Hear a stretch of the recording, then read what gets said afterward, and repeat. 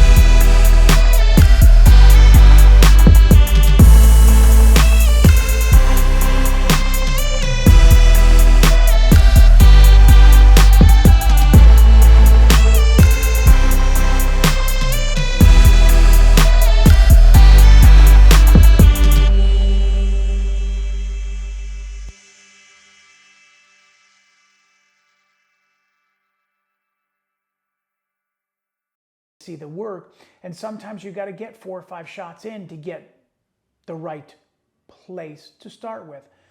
For me, I didn't want to be like that, so I heard all these stories about mirrorless cameras and what you see is what you get, and I didn't know because I've only came from the digital SLRs with the Nikon D7100. I started with a D3300, went to the D80, the D90, the 7100, the D7000, then the D7100. Then I ended up with two D7100s and then 2 D7200s. So on the cusp of going professional and doing all of that, I wanted to get into that full frame area. Didn't realize how much money it was going to cost, but I knew if I already had the lenses, I was just going to keep going from there. And then I've been watching these videos on the Sony and the A7 III that had just come out, and man, oh man, a lot of money. But I had to really look back and say, is it worth the investment? I had everything Nikon, bodies, lenses, camera, off-camera flash, triggers, everything. So I went out and bought my first A7 III by Sony. And it came with the kit lens, the 28-70, I think it was. Just a kit lens, nothing big on the aperture. Took it on our first cruise to the Bahamas. And man, oh man, what a eye-opening, not game changer at that time, but just very eye-opening experience when it comes to how ridiculously good and accurate that it really is, especially with the autofocus and things like that. So I really had to say, okay, I'm gonna just try it at one of the couple of weddings. So I'm still shooting Nikon, I'm still doing my thing, I'm still going forward. Every once in a while, and I came out with I'd break out the camera, the Sony, and just take a couple of snapshots of here and there, go back to the computer and kind of look at them, analyze them. The color science is different from Nikon and Canon to the Sony, no doubting that. But a few tweaks in Photoshop and post, you're up to where you need to be. For me, I need to see it. So I'm going to show you somehow, and I'm going to do a little bit of a behind the scenes video of how I do my recordings for the how the aperture works and how it changes and things like that. So I want to make this part 2 very, very informal, that if you're on that cusp, if you're on that fence between going mirrorless, not going mirrorless, you can't do it all overnight. You got to do one piece at a time. I bought one body, one lens, tried it out, loved it, bought a good lens, and then I bought another good lens with one body. So I had the 16-35 G Master, the 24-70 G Master, and then the one A7 III, and fell in love with it. And I'm not doing any weddings without having two bodies. So I was like, you know what? Maybe it's time to just get another body and then do a wedding with it and see what happens. And that first wedding was a little nerve-wracking, I'll be honest with you. It was very, very touch and go because it was crazy trying to figure out nerves, kind of thing like that. But man, oh man, once I decided to do this, I had two A7 III bodies, 16-35, 24-70, and then I was like, okay, I need that length. I had a 70-200 for Nikon. I was like, I need that length to get myself further during my wedding. So I looked at the Sony 70-200 millimeter 2.8 G Master at almost $2,800, and man, what a beast of a lens. But wow, did that separate me, in my opinion, from that next level part of it. Man, it was just that was the game changer. Not only the bodies was game changer, but man, once you add the glass, that changes everything. So I'm going to show you a little bit of behind the scenes, and we're going to go to that right now. So we're going to cut to that. So all right, welcome to the behind the scenes. What I'm going to do is I'm going to take my A7 III, and right now I put the ISO at auto just because I want to be able to see what it's going to be doing as far as the background and stuff like that. So right now I am at f13 for the aperture, and what I want to show you is when I start changing the aperture, because I'm not worried about the ISO right now. I'm just doing this for trial purposes. But once I start to change that ISO all the way down to 1 point, look at the eye autofocus on that. That is crazy. Just holding that eye autofocus down straight to it. If you can see the background in that, don't look at the shutter speed of that. I'm just in auto right now. So what I'm doing is I'm just focusing on that's Tatiana over there. So I'm at 1.4. Watch as I start to go 2.5, 2.8. Start watching the background inside of there, okay? You look at that now, and here I am at f18, f16. That's crazy sharp in the background. Now you want to get to that shallow depth of field. You're going to go all the way down to f4. Look at that. Look at the shallow depth of background, just like that. That is crazy, crazy, crazy good. So now, if you look at what I'm doing right now, I'm going to take it back into the auto mode, and I'm going to get off of the auto ISO. I'm going to be at 400 for the ISO. I'm at 1.4, and I'm at ISO 400 at 1/500th of a second. What I love about this is now that I start changing my shutter speed, exactly what I see right there is exactly what's going to happen. 1/4000th of a second at 400. ISO is 1.4. But look as I start to change the shutter speed. Look at that. As I go brighter and brighter, and exactly what you see right there is exactly what you're going to get.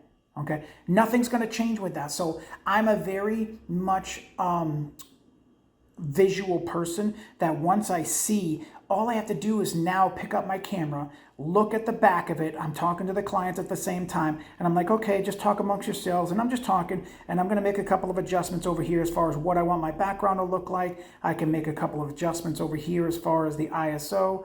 If I want to bring it down lower and then go down lower here. Now, any combination I want by the exposure compensation in triangle, changing my shutter, changing my aperture, and changing my ISO, anything that I do inside of there, right there. So now I'm going to go to look at my histogram. Okay, so let's look at my histogram real quick. Where's my display? There's my histogram right there, 1, 2, 3.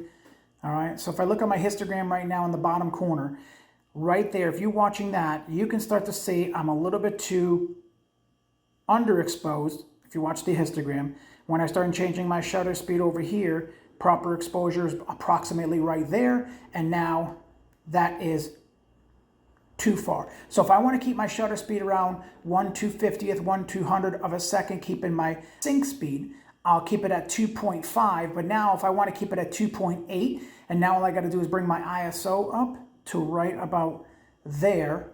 Let's go to 400. Now look at I can make a small adjustment here and there, and right there is proper exposure at 1/60th of a second. So I'm in my sync speed, 2.8 at 400. There's my shot right there. That's properly exposed. What I love about everything about this is literally everything I change. I'm going to go back to my ISO real quick and put that back into auto. Back into auto over here. Now any changes that I make to my background, my f16, now look at how sharp that background is in the back over there. All right. Now when I go to f4, 1.4, look at how beautiful that background is, a background. Now picture that in a park or something like that. Now we're going to go back to our regular scheduled program. All right, welcome back to the video. What I wanted to show you was that dialing down what you see is what you get, and I really thought that was very general expression of what was being said. But whenever I put that lens on there and just literally started to play with the buttons, and I put it in auto for ISO, and it allowed me to make any changes that I want, it would compensate for the ISO, but I can see the changes right on the back part of it. So I left Nikon because I need to see, and what that does, some people call it cheating. If I can be quicker and faster and more accurate in front of my client, I'll cheat all day long. I don't think that's cheating at all, as a matter of fact. I think that's just being efficient. And I think that's, at the end of the day, the client don't care at the end of the day what camera you got. They're going to look at your website. They're going to look at your personality and say, you know what, you're going to be fun to work with. Let's pick Ron. And that's what they do. They're going to look at the website. They don't care what camera you got. They don't care if it's Canon, Nikon, Sony, Fuji. It don't matter what it is. I chose to leave Nikon, and I bought 2 cameras, 2 bodies, and 1 lens at a time as I grew. And now I've completely left the Nikon. I bought all of my off-camera flashes, all of my off-camera triggers. Everything is revolved around the Sony. Only because I'm not paid by them, I'm not an ambassador, nothing. At the end of the day, all that matters to me is that my clients see the results that I can produce, and for me to go click, click, click, and I'm done, I've got what I was looking for, instead of waiting 3 shots to try and get to figure out where I am. To me, that's not cheating, that's being efficient. And if you can be efficient in front of your clients, you're gonna look like a magician. You're gonna be like, wow, where in the world did that come from? Then, at the end of the day, that's all that matters, is what the client is gonna get at the end result. For me, I need to see right on the back of the camera any changes that I make. Man, it is crazy to see exactly what I'm looking to get is right there. I don't like that. I want the background a little bit more than that. Now, high-speed sync, that's a topic for another time, a video for another time. Right now, just staying within the sync speed, and all of my flashes can go above sync speed, so it really doesn't matter. I can go 1/4000th of a second if I want, if I need to. I do find some of the problems that run in is my AD400 from Godox is sometimes a little bit too powerful for where I was the other day, and I had to cut it all the way down. Then I had to raise my aperture to compensate because it was too powerful. But the reason I left Nikon was because of the visual part of the mirrorless cameras. You look at the back of that camera, somebody's like, oh, well, that's cheating if you're just gonna go mirrorless because you're taking all the guessing out of it. Well, put your cell phone down. That's cheating. You pick up the average cell phone nowadays, average smartphone, anything like that, just pick it up. You pick that camera up and you're taking that picture right there, bang, it's done. You're a cheater. Well, that's a cell phone, it's not the same thing. It's the same exact thing. The principles are still the same. When that person goes up and goes, okay, stay right there, click, everything's done for you. Now, if you're gonna pick up a mirrorless camera, I'm not saying go in and be, you're not gonna go from, overnight success, leaving any DSLR into that Nikon camera or into that Sony camera, or just trying to come into Sony with not having any photography experience. It's like picking up a cell phone. Anybody could, pretty soon weddings are gonna be done with cell phones.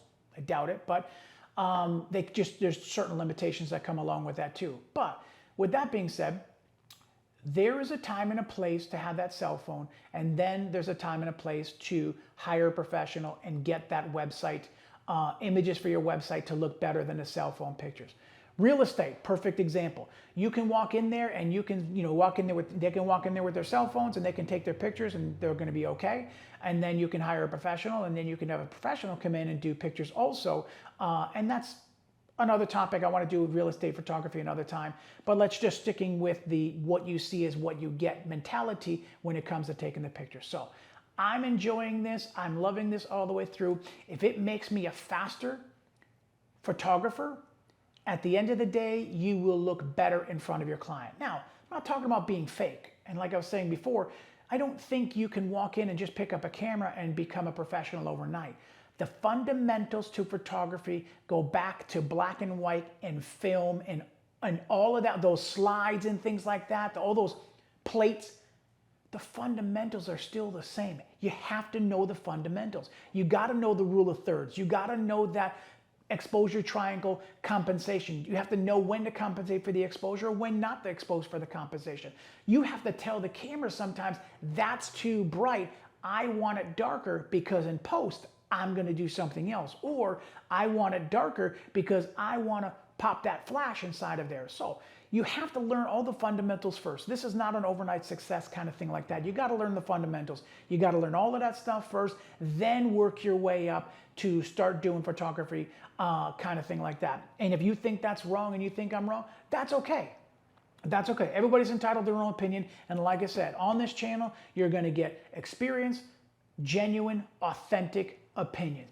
In my opinion, you got to have the fundamentals. Why not have the fundamentals before you start jumping into the mirrorless realm? Anyways, stick to the cell phone pictures if that's what you want. So if you like the video, click that like. If you like the channel and the content that's coming this way, just helping people with the way that they are and encouraging people as they go along, kind of thing like that, then I just want to encourage you with that. Hit that subscribe button. I'm not looking for the viewers, but it does help build the algorithm to YouTube to start putting those videos into the right place. Now, with that being said, I want to share one quote with you because I don't want to do any of my videos without having some sort of positive quote inside of there. So today's quote is, let's do victory starts in your thinking. Man, that's a good one. If you think you can do it, I'm just a firm believer of all things are possible to them that believe. So just take that quote for what it is. Victory begins with your thinking. So think on that, hit that like button, click that subscribe button. Thank you for watching the channel. Looking forward to enjoy life. It's too short. Smile more. It hurts less. Peace.